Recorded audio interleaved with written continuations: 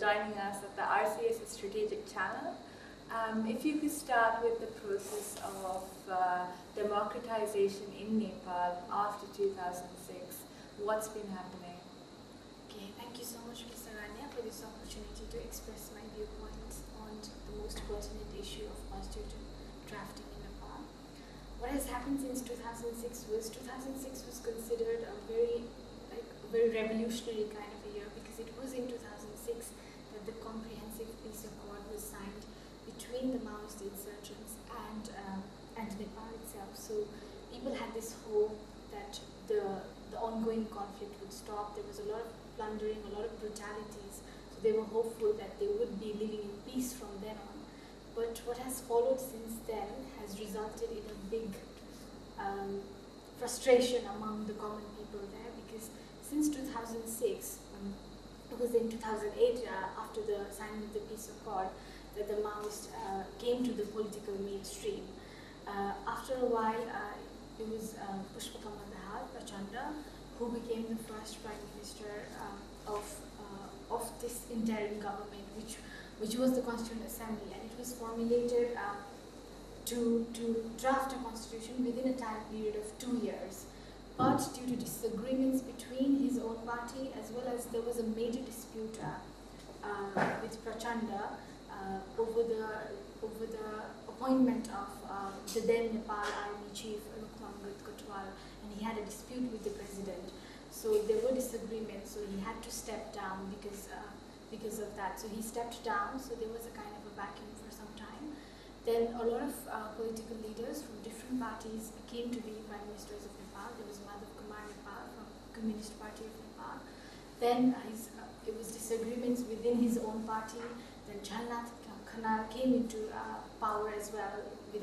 He couldn't take the process of constitution drafting further as well. Then we had, finally, after a lot of discord, it was Baburam Bhattarai, Prime Minister Baburam Bhattarai, once again from the Maoist party, who came into power.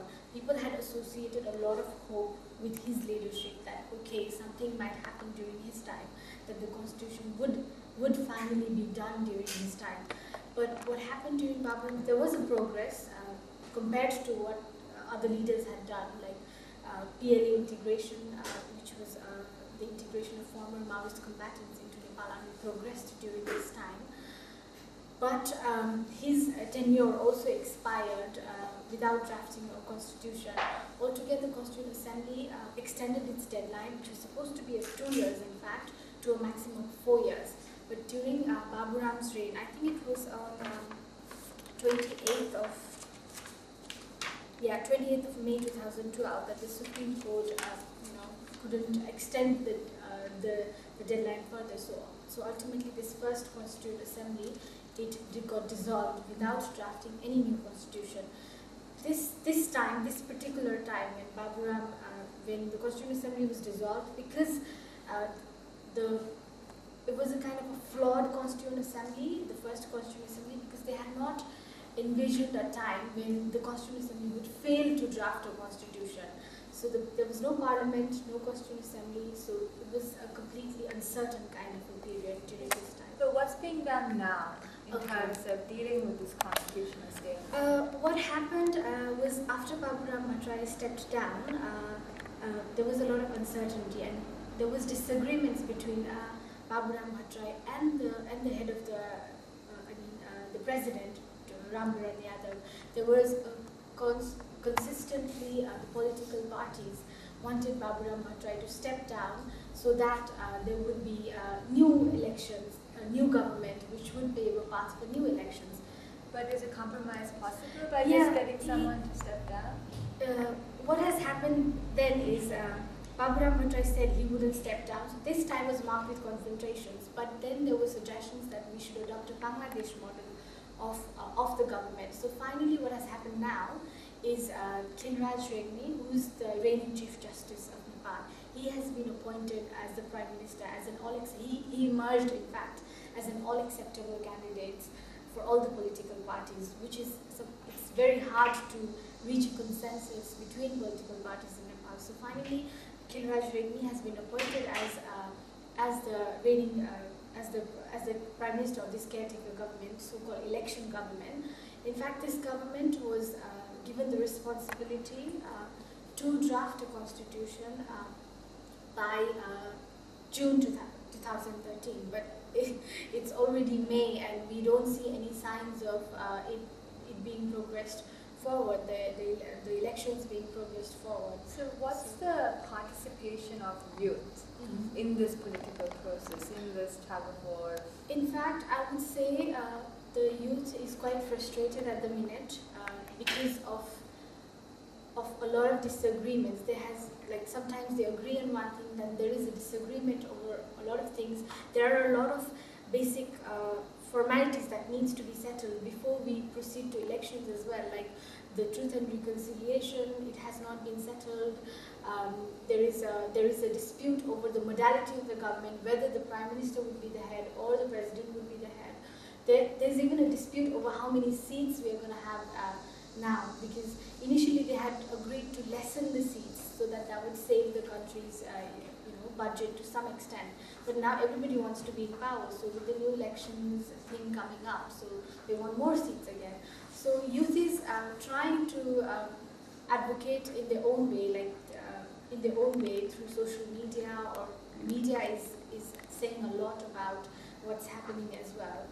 But it's just a syndicate of the so-called four political parties, which is the biggest barrier, I think, towards the constitution drafting at the moment. Because if there is no consensus between the people who are out there on the table to draft a constitution, unless there is an agreement between them, then it's just lobbying out there, which is not reaching. But do you think this could lead to greater disillusionment and perhaps even future conflict? Or do you think it can be mitigated? I would say the probability of future conflict is very rare, in my opinion, because Maoists have already come to mainstream, so it's very unlikely that Nepal would relapse into conflict. But having said that, the danger is that the constitution drafting process is getting stalled for too long, so that's not a very healthy sign for the democracy. And that allows opportunity for a lot of actors to come into play and dictate how Nepal should govern itself. So this vacuum which is there, like a constitutional vacuum, we didn't have election commissioner for quite a long time. It was recently when Kilraj Regmi came to power, then some of the constitutional bodies were filled out. So having this kind of a gap is not healthy for a lasting democracy. And even if they are going to elections for a new constituent assembly, if there is no disagreement, if there is no agreement upon this particular candidate upon the elections, then it's very likely that the second constituent assembly would also, probably fail to draft any constitution, because you have to reach a consensus. It's not possible.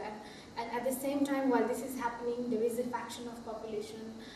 In fact, the Maoist party, they've split now. So there is a faction of the Maoist party led by Mohan Vaidya, who are supposed to be hardliners, who want to take a more extremist path. They are quite against Kilraj Regmi's government as well, because they're saying it's unconstitutional. They wouldn't participate in the election led by a chief, who is a reigning chief justice as well, because that would mean a lot of compromises with the powers within the state as well. So unless all of them are brought together, unless all the fringe parties are brought together, and somebody's trying to, instead of playing the blame game, everybody tries to find a solution, it's difficult for constitution drafting at the minute. But still we are hopeful. Let's see now, there's a hearsay that we are going to have elections in November, so let's see how it goes. Yes, the world is watching to see what will happen in Nepal. Thank you, Ms. Sharma. Thank you so that much. was Ms. Yelisha Sharma from the Center for South Asian Studies. Thank you for watching the Regional Center of Strategic Studies Strategic Channel.